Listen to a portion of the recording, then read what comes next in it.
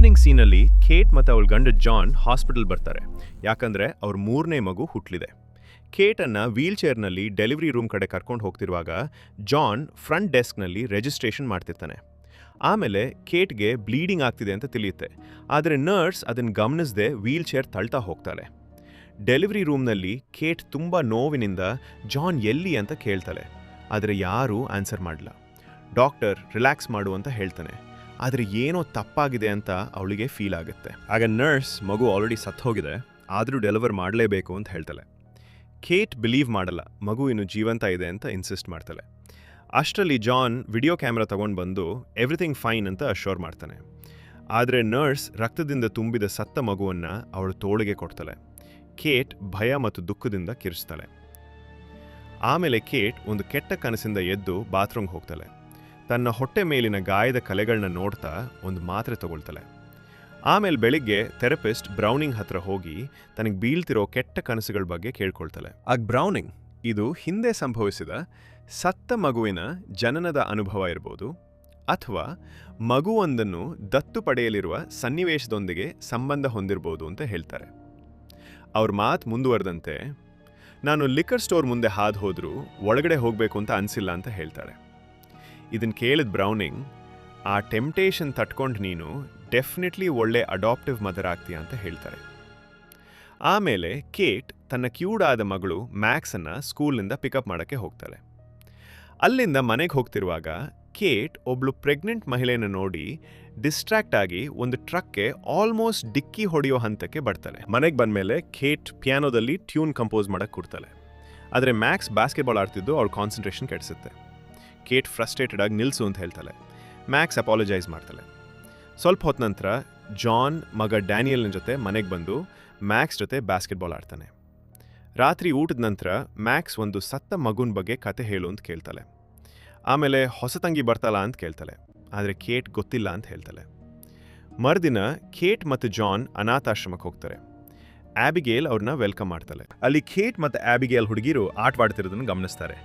ಆದರೆ ಜಾನ್ ಒಂದು ಹುಡುಗಿ ಹಾಡ್ತಿರೋ ಸದ್ದು ಕೇಳಿ ಅದನ್ನು ಹುಡುಕಿ ಹೋದಾಗ ಎಸ್ತರ್ ಅನ್ನೋ ಹುಡುಗಿ ಪೇಂಟಿಂಗ್ ಮಾಡ್ತಿರೋದನ್ನು ನೋಡ್ತಾನೆ. ಜಾನ್ ಅಲ್ಲಿಂದ ಹೊರಡಲು ಮುಂದಾದಾಗ ಎಸ್ತರ್ ಅವನನ್ನು ಸ್ವಾಗತಿಸಿ ಅವಳ ಆರ್ಟ್ ವರ್ಕ್ಸ್ ಬಗ್ಗೆ ಮಾತಾಡ್ತಾಳೆ. ಆಮೇಲೆ ಕೇಟ್ ಮತ್ತು ಆಬಿಗೇಲ್ ಕೂಡ ಬರ್ತಾರೆ. ಆಗ ಎಸ್ತರ್ ತಾನು ಬೇರೆಯವರಿಗಿಂತ ಡಿಫ್ರೆಂಟ್ ಆಗಿರೋದ್ರಿಂದ ಯಾರೂ ನನ್ನ ಜೊತೆ ಮಾತಾಡ್ತಿರ್ಲಿಲ್ಲ ಅಂತ ಹೇಳ್ಕೊತಾಳೆ. ಅವಳ ಜೊತೆ ಮಾತಾಡಿದ ನಂತರ ಆ ದಂಪತಿಗೆ ಆಕೆ ಇಷ್ಟ ಆಗ್ತಾಳೆ, ಮತ್ತೆ ಅವಳನ್ನು ಅಡಾಪ್ಟ್ ಮಾಡ್ಕೊಡೋಕೆ ಡಿಸೈಡ್ ಮಾಡ್ತಾರೆ. ಆಮೇಲೆ ಅವರು ಅಬಿಗೇಲ್ ಹತ್ರ ಅವ್ರ ಹಿಸ್ಟ್ರಿ ಕೇಳಿದಾಗ ಎಸ್ಟರ್ ರಷ್ಯನ್ ಹುಡುಗಿ, ಅವಳ ತಂದೆ ತಾಯಿ ಮನೆಯಲ್ಲಿ ಸಂಭವಿಸಿದ ಅಗ್ನಿ ಅವಘಡದಲ್ಲಿ ತೀರ್ಕೊಂಡ ನಂತರ ಅನಾಥಾಶ್ರಮಕ್ಕೆ ಬಂದ್ಲು ಅಂತ ಹೇಳ್ತಾರೆ. 3 ವಾರಗಳ ನಂತರ ಜಾನ್ ಮತ್ತು ಕೇಟ್ ಎಸ್ತರನ್ನು ಮನೆಗೆ ಕರ್ಕೊಂಡು ಬರ್ತಾರೆ. ಮ್ಯಾಕ್ಸ್ ಎಕ್ಸೈಟೆಡ್ ಆಗಿ ವೆಲ್ಕಮ್ ಮಾಡ್ತಾಳೆ. ಎಸ್ಟರ್ ದಾರಿಯಲ್ಲಿ ಕಲಿತ ಸೈನ್ ಲ್ಯಾಂಗ್ವೇಜ್ನಲ್ಲಿ ಅವಳಿಗೆ ಗ್ರೀಟ್ ಮಾಡ್ತಾಳೆ. ಮ್ಯಾಕ್ಸ್ನ ಅಜ್ಜಿ ಬಾರ್ಬ್ರಾ ಕೂಡ ಭೇಟಿಯಾಗ್ತಾಳೆ, ಮತ್ತು ಎಲ್ಲರೂ ವೆಲ್ಕಮ್ ಗಿಫ್ಟ್ಸ್ ಕೊಡ್ತಾರೆ. ಆದರೆ ಡ್ಯಾನಿಯಲ್ ಸಂತೋಷವಾಗಿ ಕಾಣೋದಿಲ್ಲ. ಎಸ್ಟರ್ ತನ್ನ ತಂದೆಯನ್ನು ಕೃತಜ್ಞತೆಯ ಸಂಕೇತವಾಗಿ ತಬ್ಕೊಂಡಾಗ ಅವನಿಗೆ ಜೆಲಸಿ ಫೀಲ್ ಆಗುತ್ತೆ. ಆ ದಿನದ ನಂತರ ಡ್ಯಾನಿಯಲ್ ತನ್ನ ಫ್ರೆಂಡ್ಸನ್ನು ಟ್ರೀ ಹೌಸ್ಗೆ ಕರೆದು ಅಡಲ್ಟ್ ಮ್ಯಾಗಝೀನ್ಸ್ ನೋಡ್ತಾರೆ. ಎಸ್ಟರ್ ಮತ್ತು ಮ್ಯಾಕ್ಸ್ ಹಿಮದಲ್ಲಿ ಒಟ್ಟಿಗೆ ಆಟ ಆಡ್ತಾರೆ. ರಾತ್ರಿ ವೇಳೆ ಜಾನ್ ಮತ್ತು ಕೇಟ್ ಇಂಟಿಮೇಟ್ ಆಗಿರುವಾಗ ಆ ಇಬ್ಬರು ಹುಡುಗಿರು ಬಂದು, ಈ ಸೀಡ್ಲು ಮಿಂಚಿನಿಂದ ಭಯ ಆಗ್ತಿದೆ, ಅದಕ್ಕೆ ನಿಮ್ಮ ಜೊತೆ ಮಲಗಬೇಕು ಅಂತ ಕೇಳ್ತಾರೆ. ಪೇರೆಂಟ್ಸ್ ಒಪ್ಕೊಳ್ತಾರೆ. ಎಸ್ಟರ್ ಜಾನ್ನ ಪಕ್ಕದಲ್ಲಿ ಮಲಗ್ತಾಳೆ. ಮರುದಿನ ಬೆಳಿಗ್ಗೆ ಕೇಟ್ ಮಕ್ಕಳನ್ನು ಸ್ಕೂಲ್ಗೆ ರೆಡಿ ಮಾಡ್ತಿರುವಾಗ ಎಸ್ಟರ್ ಒಂದು ಫ್ಯಾನ್ಸಿ ಡ್ರೆಸ್ ಹಾಕ್ಕೊಂಡು ಮೆಟ್ಲು ಇಳಿದು ಬರ್ತಾಳೆ. ಮ್ಯಾಕ್ಸ್ ಮತ್ತು ಡ್ಯಾನಿಯಲ್ಗೆ ನಗು ಬರುತ್ತೆ. ಕೇಟ್ ಬೇರೆ ಡ್ರೆಸ್ ಹಾಕೋ ಅಂತ ಸಜೆಸ್ಟ್ ಮಾಡ್ತಾಳೆ, ಆದರೆ ಎಸ್ಟರ್ ಅದೇ ಡ್ರೆಸ್ನಲ್ಲಿ ಹೋಗ್ತೀನಿ ಅಂತ ಇನ್ಸಿಸ್ಟ್ ಮಾಡ್ತಾಳೆ. ಕೊನೆಗೆ ಕೇಟ್ ಹೋಗ್ಲಿ ಬಿಡು ಅಂತ ಎಲ್ಲರನ್ನ ಸ್ಕೂಲ್ ಕರ್ಕೊಂಡು ಹೋಗ್ತಾಳೆ. ಕ್ಲಾಸ್ನಲ್ಲಿ ಟೀಚರ್ ಇಂಟ್ರೊಡ್ಯೂಸ್ ಮಾಡಿದಾಗ ಬ್ರೆಂಡಾ ಅನ್ನೋ ಹುಡುಗಿ ಎಸ್ತರ್ನ ಡ್ರೆಸ್ ಬಗ್ಗೆ ಮಾಕ್ ಮಾಡ್ತಾಳೆ. ಎಸ್ತರ್ ಒಂದು ಸ್ಟರ್ನ್ ಲುಕ್ ಕೊಟ್ಟು ಅವಳು ಸೀಟ್ಗೆ ಹೋಗ್ತಾಳೆ. ಅದೇ ದಿನದ ನಂತರ ಕೇಟ್ ಎಸ್ತರ್ ಮತ್ತು ಮ್ಯಾಕ್ಸ್ ಹೆಪ್ಪುಗಟ್ಟಿ ತೊರೆಯಲ್ಲಿ ಆಡ್ತಿರೋದು ನೋಡಿ ಅವಸರವಾಗಿ ಹೋಗಿ ಅದು ಡೇಂಜರ್ಸ್ ಜಾಗ ಅಂತ ಅವ್ರನ್ನ ಬೈತಾಳೆ. ಅದೇ ಸಮಯದಲ್ಲಿ ಡ್ಯಾನಿಯಲ್ ಪೇಂಟ್ ಬಾಲ್ ಗನ್ನಿಂದ ಒಂದು ಪಾರಿವಾಳನ ಹೊಡಿತಾನೆ. ಆ ಹಕ್ಕಿ ನೆಲದ ಮೇಲೆ ಬಿದ್ದು ಒದ್ದಾಡ್ತಾ ನರಳುತ್ತೆ. ಆಮೇಲೆ ಎಸ್ತರ್ ಮತ್ತು ಮ್ಯಾಕ್ಸ್ ಅಲ್ಲಿಗೆ ಬರ್ತಾರೆ. ಆ ನರಳಾಟ ನೋಡಿದ ಎಸ್ಟರ್ ಡ್ಯಾನಿಯಲ್ಗೆ ಒಂದು ಇಟ್ಟಿಗೆ ಕೊಟ್ಟು ಹಕ್ಕಿಯ ಸಂಕಟ ಮುಗಿಸು ಅಂತ ಹೇಳ್ತಾಳೆ. ಆದರೆ ಡ್ಯಾನಿಯಲ್ ಮಾಡಲ್ಲ ಅಂತ ಹೇಳ್ತಾನೆ. ಆಗ ಎಸ್ಟರ್ ಆ ಬ್ರಿಕ್ ತಗೊಂಡು ಪಾರಿವಾಳವನ್ನು ನಿರ್ದಯವಾಗಿ ಜಡ್ಜಿಗೆ ಕೊಲ್ತಾಳೆ. ಇದನ್ನು ನೋಡಿ ಎಲ್ಲಿಗೂ ಶಾಕ್ ಆಗುತ್ತೆ. ಆಮೇಲೆ ಅವಳು ಸ್ನಾನ ಮಾಡಲು ಹೋಗ್ತಾಳೆ. ಅದೇ ಸಮಯದಲ್ಲಿ ಕೇಟ್ ಎಸ್ಟರ್ನ್ ರೂಮ್ನಲ್ಲಿ ಬಟ್ಟೆಗಳನ್ನು ಇಡ್ತಿರುವಾಗ ಒಂದು ಡ್ರಾರ್ನಲ್ಲಿ ಬೈಬಲ್ ಸಿಗುತ್ತೆ. ಅದರಲ್ಲಿ ಒಬ್ಬ ಗಂಡಸನ ಫೋಟೋ ಇರುತ್ತೆ. ಅವಳು ಅದಕ್ಕೆ ಅಷ್ಟು ಇಂಪಾರ್ಟೆನ್ಸ್ ಕೊಡದೆ ಹಾಗೆ ವಾಪಸ್ ಇಟ್ಟು ಹೋಗ್ತಾಳೆ. ಆದರೆ ಎಸ್ಟರ್ ಬಾತ್ರೂಮ್ನಿಂದ ಎಲ್ಲ ನೋಡ್ತಿದ್ಲು ಅಂತ ಅವಳಿಗೆ ಗೊತ್ತಿಲ್ಲ. ಮರುದಿನ ಸ್ಕೂಲ್ನಲ್ಲಿ ಡ್ಯಾನಿಯಲ್ನ ಫ್ರೆಂಡ್ಸ್ ಎಸ್ತರ್ ಬಗ್ಗೆ ಅವನನ್ನು ಟೀಸ್ ಮಾಡ್ತಾರೆ. ಕೋಪದಲ್ಲಿ ಅವನು ಎಸ್ತರ್ನ ಬುಕ್ಸ್ಗಳನ್ನ ಕೆಳಗೆ ಬೀಳಿಸ್ತಾನೆ. ಅವಳು ಬಗ್ ತಗೊಳಕ್ಕೆ ಹೋದಾಗ ಬ್ರೆಂಡಾ ಆ ಬೈಬಲ್ ಕಸ್ಕೊಂಡು ಎಸಿತಾಳೆ. ಆಗ ಅದ್ರ ಪುಟಗಳು ಚೆಲ್ಲಾಪಿಲಿ ಆಗ್ತೆ. ಎಸ್ತರ್ ಕಂಗಾಲಾಗಿ ಪೇಜಸ್ ತಗೊಳಕ್ಕೆ ಶುರು ಮಾಡ್ತಾಳೆ. ಆಗ ಬ್ರೆಂಡಾ ಅವಳು ಕುತ್ತಿಗೆಯಲ್ಲಿದ್ದ ರಿಬನ್ ತೆಗೆಯೋಕ್ಕೆ ಟ್ರೈ ಮಾಡ್ತಾಳೆ. ಆದರೆ ಎಸ್ತರ್ ಭಯಂಕರವಾಗಿ ಕಿರ್ಚ್ತಾಳೆ. ಎಲ್ಲರೂ ಹೆದರಿ ಹೋಗ್ತಾರೆ. ಮನೆಗೆ ಬಂದಮೇಲೆ ಕೇಟ್ ಎಸ್ತರ್ಗೆ ಪಿಯಾನೋ ಕಲಿಸ್ತಾ ಸ್ಕೂಲ್ ಇನ್ಸಿಡೆಂಟ್ ಬಗ್ಗೆ ಕೇಳ್ತಾಳೆ. ಆದರೆ ಎಸ್ತರ್ ಆ ಟಾಪಿಕ್ ಅವಾಯ್ಡ್ ಮಾಡಿ ಏನೂ ಆಗಿಲ್ಲ ಅಂತ ಹೇಳ್ತಾಳೆ. ಸಬ್ಜೆಕ್ಟ್ ಚೇಂಜ್ ಮಾಡಿ ಮ್ಯಾಕ್ಸ್ ಆಗಾಗ ಜೆಸಿಕಾ ಬಗ್ಗೆ ಮಾತಾಡ್ತಾನೆ ಅಂತ ಅವಳ ಬಗ್ಗೆ ಕೇಳ್ತಾಳೆ. ಆಮೇಲೆ ಕೇಟ್ ಅವಳಿಗೆ ಬಿಳಿ ಗುಲಾಬಿಗಳ ನಡುವೆ ತನ್ನ ಸತ್ತ ಮಗು ಜೆಸಿಕಾಳ ಚಿತಾಭಸ್ಮವನ್ನು ಹೂಳಲಾಗಿರುವ ಸ್ಥಳವನ್ನು ತೋರಿಸ್ತಾಳೆ. ಆ ರಾತ್ರಿ ಡಿನ್ನರ್ ನಂತರ ಕೇಟ್ ಮತ್ತು ಜಾನ್ ಮಕ್ಕಳು ಮಲಗಿದ್ದಾರೆ ಅಂತ ತಿಳ್ಕೊಂಡು ಕಿಚನ್ನಲ್ಲಿ ಇಂಟಿಮೇಟ್ ಆಗ್ತಾರೆ. ಇದ್ದಕ್ಕಿದ್ದಂತೆ ಎಸ್ತರ್ ಅಲ್ಲಿ ಬರ್ತಾಳೆ, ಆದರೆ ತಕ್ಷಣ ಹೊರಟೋಗ್ತಾಳೆ. ಮರುದಿನ ಕೇಟ್ ಅದ್ರ ಬಗ್ಗೆ ಮಾತಾಡಕ್ಕೆ ಹೋದರೆ ಎಸ್ಟರ್ ಉಡಾಫೆಯಿಂದ ಇಂಟಿಮೇಟ್ ಆಕ್ಟಿವಿಟೀಸ್ ಮತ್ತು ಕೆಟ್ಟ ಬೈಗುಳುಗಳ ಬಗ್ಗೆ ತನಗೆ ಗೊತ್ತಿದೆ ಅಂತ ಹೇಳ್ತಾಳೆ. ಪೇರೆಂಟ್ಸ್ ಇದನ್ನು ಡಿಸ್ಕಸ್ ಮಾಡ್ತಾರೆ. ಕೇಟ್ ಎಸ್ಟರನ್ನು ಬ್ರೌನಿಂಗ್ ಹತ್ರ ಕರ್ಕೊಂಡು ಹೋಗೋಣ ಅಂತ ಹೇಳ್ತಾಳೆ. ಆದರೆ ಜಾನ್, ಇದು ಸಣ್ಣ ವಿಷಯ, ಒಂದು ಕೆಟ್ಟ ವರ್ಡ್ ಯೂಸ್ ಮಾಡೋದಕ್ಕೆ, ಮಗುನ ಥೆರಪಿಗೆ ಕರ್ಕೊಂಡು ಹೋಗೋದು ಅಷ್ಟು ಸರಿಯಲ್ಲ, ತಲೆ ಕೆಡಿಸ್ಕೋಬೇಡ ಅಂತ ಹೇಳ್ತಾನೆ. ಆಮೇಲೆ ಜಾನ್ ಮಕ್ಕಳನ್ನ ಪಾರ್ಕ್ ಕರ್ಕೊಂಡು ಹೋಗ್ತಾನೆ. ಅಲ್ಲಿ ನೇಬರ್ ಜಾಯ್ಸ್ ಅವನ ಹತ್ರ ಬಂದು ಫ್ಲರ್ಟ್ ಮಾಡ್ತಾಳೆ. ಎಸ್ತರ್ ಅವ್ರು ಮಾತಾಡೋದನ್ನ ಕದ್ದು ಕೇಳ್ತಾ ಬ್ರೆಂಡಾಲನ್ನು ನೋಡ್ತಾಳೆ. ಅವಳ ಕಡೆ ಒಂದು ಭಯಂಕರ ಲುಕ್ ಕೊಡ್ತಾಳೆ. ಬ್ರೆಂಡಾಗೆ ಭಯ ಆಗುತ್ತೆ. ಆಮೇಲೆ ಅವಳು ಜಾರು ಬಂಡೆಯಿಂದ ಇಲಿಗೆ ಹೋದ ತಕ್ಷಣ ಎಸ್ಟರ್ ಹಿಂದಿನಿಂದ ಬಂದು ಬ್ರೆಂಡಾಲನ್ನು ತಳ್ತಾಳೆ. ಬ್ರೆಂಡಾ ಕೆಳಗೆ ಬಿದ್ದು ಕಾಲು ಮುರ್ಕೋತಾಳೆ. ಮ್ಯಾಕ್ಸ್ ಇದನ್ನು ನೋಡ್ಬಿಡ್ತಾಳೆ. ಆದರೆ ಎಸ್ಟರ್ ಅವಳಿಗಿದನ್ನು ಸೀಕ್ರೆಟ್ ಆಗಿಟ್ಕೊ ಅಂತ ಹೇಳ್ತಾಳೆ. ಆ ರಾತ್ರಿ ಡಿನ್ನರ್ ಟೈಮಲ್ಲಿ ಪೇರೆಂಟ್ಸ್ ಎಸ್ಟರನ್ನು ಆ ಇನ್ಸಿಡೆಂಟ್ ಬಗ್ಗೆ ಕೇಳ್ತಾರೆ. ಅವಳು ಆಟ ಆಡೋವಾಗ ಬೈ ಮಿಸ್ ಆಗೋಯ್ತು ಅಂತ ಹೇಳ್ತಾಳೆ. ಮ್ಯಾಕ್ಸ್ ಕೂಡ ಹೌದು ಅಂತ ಹೇಳ್ತಾಳೆ. ಡ್ಯಾನಿಯಲ್ ಎಸ್ಟರನ್ನು ಕೆಣಕುತ್ತಾ ಟಾಂಟ್ ಮಾಡ್ತಾನೆ. ಆಗ ಪೇರೆಂಟ್ಸ್ ಅವನಿಗೆ ಹೀಗೆಲ್ಲ ಮಾಡಬೇಡ ಅಂತ ಬೈತಾದ್ರೆ. ಡ್ಯಾನಿಯಲ್ ಇನ್ನೂ ಜಾಸ್ತಿ ಕೋಪ ಮಾಡಿಕೊಂಡು ಎಸ್ಟರ್ ತನ್ನ ಸಿಸ್ಟರ್ ಅಲ್ಲ ಅಂತ ಹೇಳಿ ಟೇಬಲ್ ಬಿಟ್ಟು ಎದ್ದು ಹೋಗ್ತಾನೆ. ಮಾಡಿದ ತಪ್ಪಿಗೆ ಪನಿಷ್ಮೆಂಟ್ ಆಗಿ ಜಾನ್ ಅವನನ್ನು ಆ ರಾತ್ರಿ ಟ್ರೀ ಹೌಸ್ನಲ್ಲಿ ಲಾಕ್ ಮಾಡ್ತಾನೆ. ನೆಕ್ಸ್ಟ್ ಡೇ ಕೇಟ್ ತನ್ನ 2 ಹೆಣ್ಣು ಮಕ್ಕಳೊಂದಿಗೆ ಗ್ರೋಸರಿ ಸ್ಟೋರ್ನಲ್ಲಿರುವಾಗ ಆಬಿಗೇಲ್ ಎಸ್ಟರ್ ಬಗ್ಗೆ ಕೇಳಲು ಕಾಲ್ ಮಾಡ್ತಾಳೆ. ಈ ಅವಕಾಶವನ್ನು ಬಳಸಿಕೊಂಡು ಕೇಟ್ ಪಕ್ಕಕ್ಕೆ ಹೋಗಿ ಇತ್ತೀಚೆಗೆ ಆದ ಎಲ್ಲ ಇನ್ಸಿಡೆಂಟ್ಸ್ ಬಗ್ಗೆ ಹೇಳ್ತಾಳೆ. ಆಗ ಮ್ಯಾಕ್ಸ್ ಅವಳ ಲಿಪ್ಸ್ ರೀಡ್ ಮಾಡಿ ನಿನ್ನ ಬಗ್ಗೆನೇ ಮಾತಾಡ್ತಿದ್ದಾರೆ ಅಂತ ಎಸ್ತರ್ಗೆಲ್ಲ ಕನ್ವೆ ಮಾಡ್ತಾಳೆ. ಮನೆಗೆ ಬಂದಮೇಲೆ ಎಸ್ಟರ್ ಪಿಯಾನೋವನ್ನು ಅದ್ಭುತವಾಗಿ ನುಡಿಸಿ ಕೇಟಿಗೆ ಸರ್ಪ್ರೈಸ್ ಕೊಡ್ತಾಳೆ. ಆಗ ಕೇಟ್ ಮೊದಲಿಗೆ ಪಿಯಾನೋ ನುಡ್ಸೋಕೆ ಬರಲ್ಲ ಅಂತ ಯಾಕೆ ಸುಳ್ಳು ಹೇಳ್ದೆ ಅಂತ ಕೇಳಿದ್ರೆ ಎಲ್ಲ ನಿಮಗೋಸ್ಕರ ಮಾಡಿದ್ದು ಅಂತ ಹೇಳ್ತಾಳೆ. ಆ ರಾತ್ರಿ ಕೇಟ್ ಜಾನ್ ಹತ್ರ ಎಸ್ಟರ್ ಬಗ್ಗೆ ಕಂಪ್ಲೇಂಟ್ ಮಾಡ್ತಾಳೆ. ಇದರಿಂದಾಗಿ ಅವರಿಬ್ಬರ ನಡುವೆ ತೀವ್ರ ವಾಗ್ವಾದ ನಡೆಯುತ್ತೆ. ಎಸ್ಟರ್ ಇದನ್ನ ಕದ್ದು ಕೇಳಿಸ್ಕೊಂಡು ಫುಲ್ಲು ಖುಷಿ ಆಗ್ತಾಳೆ. ಕೆಲವು ದಿನಗಳ ನಂತರ ಆಬಿಗೇಲ್ ಅವ್ರ ಮನೆಗೆ ಭೇಟಿ ಕೊಡ್ತಾಳೆ. ಅವಳು ದಂಪತಿಗಳ ಜೊತೆ ಮಾತನಾಡಿ ಎಸ್ಟರ್ ಬಗ್ಗೆ ಏನೋ ತಪ್ಪಾಗಿದೆ ಅನ್ನೋ ಶಂಕೆ ವ್ಯಕ್ತಪಡಿಸ್ತಾಳೆ. ಹಳೆಯ ಕೆಲವು ಘಟನೆಗಳನ್ನು ಹೇಳಿ ಆ ಹುಡುಗಿ ಇತರ ಮಕ್ಕಳಿಗೆ ಹಾನಿ ಮಾಡೋ ಪ್ರಯತ್ನ ಮಾಡಿದ್ದಾಳೆ ಅಂತ ವಿವರಿಸ್ತಾಳೆ. ಇದನ್ನು ಕೇಳಿ ಕೇಟ್ ಮತ್ತು ಜಾನ್ಗೆ ಎಸ್ಟರ್ನ ಬ್ರೌನಿಂಗ್ ಹತ್ರ ಕರೆದೊಯ್ಯೋಣ ಅಂತ ಒತ್ತಾಯ ಮಾಡ್ತಾಳೆ. ಈ ಸಲ ಜಾನ್ ಒಪ್ತಾನೆ. ಇದನ್ನೆಲ್ಲ ಆ ವಿಚಿತ್ರ ಹುಡುಗಿ ಕದ್ದು ಕೇಳಿ ಭಯಪಡ್ತಾಳೆ. ತಕ್ಷಣ ಮ್ಯಾಕ್ಸ್ ಹತ್ರ ಹೋಗಿ ಸಹಾಯ ಕೇಳ್ತಾಳೆ. 2 ಹುಡುಗಿರು ಸೇರಿ ಟ್ರೀ ಹೌಸ್ ಕೀಸ್ ಹುಡುಕಿ ಅದನ್ನು ಉಪಯೋಗಿಸಿ ಜಾನ್ನ ಸೇಫ್ನಿಂದ ಗನ್ ತಗೊಂಡು ಅದರಲ್ಲಿ ಬುಲೆಟ್ ಲೋಡ್ ಮಾಡಿ ಮ್ಯಾಕ್ಸ್ ಕಡೆ ತೋರಿಸ್ತಾಳೆ. ಇದರಿಂದ ಆ ಚಿಕ್ಕ ಹುಡುಗಿ ಭಯದಿಂದ ನಡುಗ್ತಾಳೆ. ಆಮೇಲೆ 2 ಹತ್ತಿರದ ಸೇತುವೆ ಬಳಿ ಆಬಿಗೇಲ್ ಕಾರ್ ಬರೋದನ್ನು ಕಾಯ್ತಾರೆ.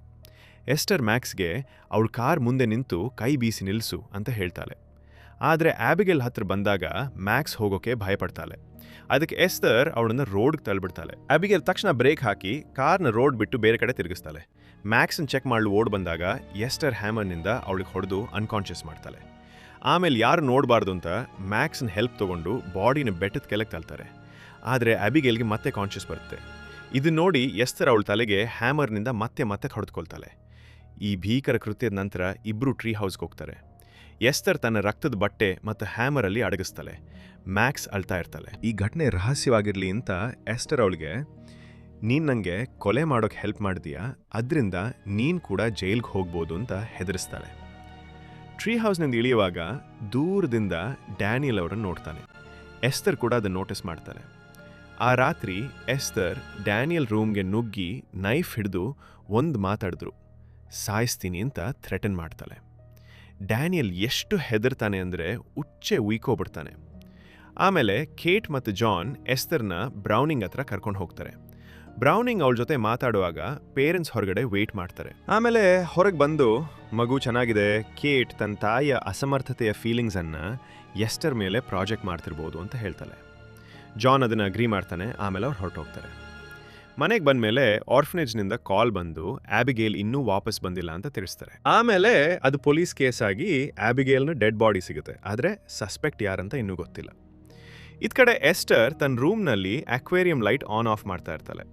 ಅದ್ರ ಬೆಳಕಿನಲ್ಲಿ ಒಂದು ಡಿಸ್ಟರ್ಬಿಂಗ್ ಪೇಂಟಿಂಗ್, ಒಂದು ಮನೆ ಮತ್ತು ಫ್ಯಾಮಿಲಿ ಕಾಣಿಸುತ್ತೆ. ಕೇಟ್ ಡಿಸ್ಟರ್ಬ್ ಚಿಲ್ಡ್ರನ್ ಸೈನ್ಸ್ ಬಗ್ಗೆ ರಿಸರ್ಚ್ ಮಾಡಿ ಜಾನ್ ಜೊತೆ ಶೇರ್ ಮಾಡ್ತಾಳೆ. ಎಸ್ಟರ್ನ ಬಿಹೇವಿಯರ್ ಅದಕ್ಕೆ ಹೇಗೆ ಮ್ಯಾಚ್ ಆಗುತ್ತೆ ಅಂತ ಎಕ್ಸ್ಪ್ಲೈನ್ ಮಾಡ್ತಾಳೆ. ಆದರೆ ಜಾನ್ ಅದ್ಯಾವುದನ್ನು ನಂಬಲ್ಲ. ಆಮೇಲೆ ಕೇಟ್ ರಷ್ಯನ್ ಆರ್ಫನೇಜ್ಗೆ ಕಾಂಟ್ಯಾಕ್ಟ್ ಮಾಡ್ತಾಳೆ. ಆದರೆ ಅವ್ಳಿಗೆ ಅಚ್ಚರಿಯಾಗಿ ಅಲ್ಲಿ ಎಸ್ಟರ್ ಬಗ್ಗೆ ಯಾವುದೇ ರೆಕಾರ್ಡ್ ಇಲ್ಲ ಅನ್ನೋದು ಗೊತ್ತಾಗುತ್ತೆ. ಮರುದಿನ ಕೇಟ್ ಡ್ಯಾನಿಯಲ್ ಮತ್ತು ಮ್ಯಾಕ್ಸ್ನ ಸ್ಕೂಲ್ ಬಿಟ್ಟು ಎಸ್ಟರ್ ಅವ್ರಿಗೇನಾದರೂ ಹರ್ಟ್ ಮಾಡಿದಾಳ ಅಂತ ಕೇಳ್ತಾಳೆ. ಆದರೆ ಇಬ್ಬರೂ ಸುಳ್ಳು ಹೇಳಿ ಇಲ್ಲ ಅಂತ ಹೇಳ್ತಾರೆ. ಸಂಜೆ ವೇಳೆಗೆ ಎಸ್ತರ್ ಜೆಸಿಕಾ ಸಮಾಧಿಯಿಂದ ಕಿತ್ತು ತಂದ ಬಿಳಿ ಗುಲಾಬಿಗಳನ್ನು ಕೇಟ್ ಕೊಡ್ತಾಳೆ. ಇದನ್ನು ನೋಡಿ ಕೇಟ್ಗೆ ತುಂಬ ಕೋಪ ಬಂದು ಅವಳ ಕೈಯನ್ನು ಹಿಡಿದು ಜೋರಾಗಿ ಎಡಿತಾಳೆ. ಇದನ್ನು ನೋಡಿ ಜಾನ್ ಮಧ್ಯ ಬಂದು ಸಮಾಧಾನ ಮಾಡ್ತಾನೆ.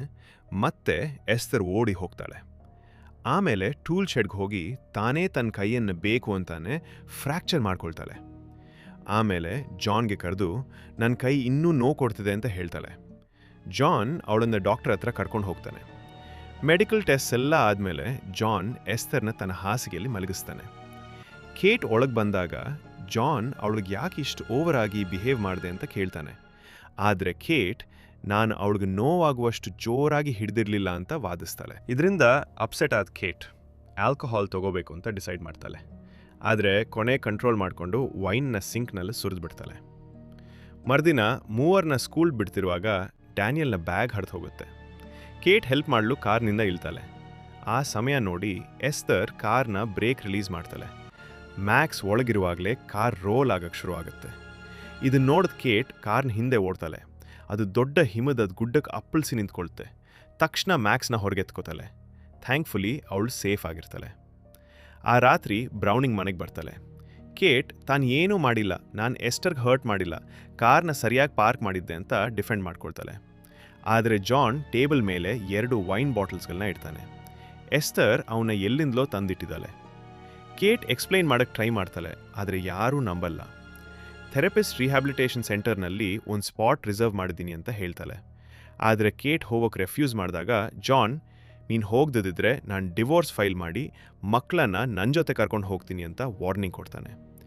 ಮ್ಯಾಕ್ಸ್ ಇದನ್ನು ಕದ್ದು ಕೇಳ್ತಿರೋವಾಗ ತಕ್ಷಣ ಎಸ್ತರ್ ಬಂದು ಅವಳ ಕಿವಿಯಲ್ಲಿ, ನೀನು ಯಾರಿಗಾದ್ರೂ ನಿಜ ಹೇಳಿದರೆ ನಿನ್ನ ಅಮ್ಮನ್ನ ಶೂಟ್ ಮಾಡ್ತೀನಿ ಅಂತ ವಿಸ್ಪರ್ ಮಾಡ್ತಾಳೆ. ಆಮೇಲೆ ಡ್ಯಾನಿಯಲ್ ಮ್ಯಾಕ್ಸ್ ರೂಮ್ ಬಂದು ಎಸ್ತರ್ ಬಗ್ಗೆ ಏನಾದರೂ ಗೊತ್ತಿದೆಯಾ ಅಂತ ಕೇಳ್ತಾನೆ.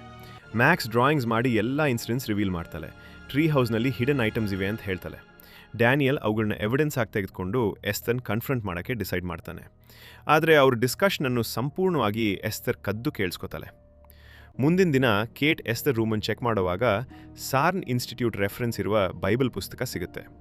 ಆ ಹೆಸರನ್ನು ಆನ್ಲೈನಲ್ಲಿ ಹುಡುಕಿ ನಂಬರ್ಗೆ ಕಾಲ್ ಮಾಡ್ತಾಳೆ. ಅಲ್ಲಿ ಅವಳಿಗೆ ಶಾಕಿಂಗ್ಲಿ ಅದು ಆರ್ಫನೇಜ್ ಅಲ್ಲ, ಬದಲಿಗೆ ಅದು ಮೆಂಟಲ್ ಹಾಸ್ಪಿಟಲ್ ಅಂತ ಗೊತ್ತಾಗುತ್ತೆ. ಇದಾದಮೇಲೆ ಡ್ಯಾನಿಯಲ್ ಟ್ರೀ ಹೌಸ್ಗೆ ನುಗ್ಗಿ ಎವಿಡೆನ್ಸ್ ತೊಗೊಳಕ್ಕೆ ಟ್ರೈ ಮಾಡ್ತಾನೆ. ಆದರೆ ಎಸ್ತರ್ ಅವನನ್ನು ಫಾಲೋ ಮಾಡಿ ಆ ಎವಿಡೆನ್ಸ್ ಮೇಲೆ ಪೆಟ್ರೋಲ್ ಸುರಿದು ಬೆಂಕಿ ಹಚ್ತಾಳೆ. ಟ್ರೀ ಹೌಸ್ ಸಂಪೂರ್ಣವಾಗಿ ಧಗಧಗಿಸಿ ಉರಿಯೋಕೆ ಶುರುವಾಗುತ್ತೆ. ಅವಳು ಡ್ಯಾನಿಯಲ್ನ ಒಳಗೆ ಲಾಕ್ ಮಾಡಿ ಅವನನ್ನು ಜೀವಂತವಾಗಿ ಸುಡಬೇಕು ಅಂತ ಪ್ಲ್ಯಾನ್ ಮಾಡ್ತಾಳೆ. ಬೆಂಕಿಯಿಂದ ಎಸ್ಕೇಪ್ ಆಗೋಕೆ ಡ್ಯಾನಿಯಲ್ ಮೇಲಕ್ಕೆ ಕ್ಲೈಮ್ ಮಾಡ್ತಾ ಸ್ಲಿಪ್ ಆಗಿ ಬಿದ್ದು ಅನ್ಕಾನ್ಷಿಯಸ್ ಆಗ್ತಾನೆ. ಎಸ್ತರ್ ದೊಡ್ಡ ಕಲ್ಲು ತಗೊಂಡು ಅವನ ಮೇಲೆ ಹೊಡೆಯಕ್ಕೆ ಹೋದ ಕ್ಷಣದಲ್ಲಿ ಮ್ಯಾಕ್ಸ್ ಅವಳನ್ನು ತಳ್ತಾಳೆ.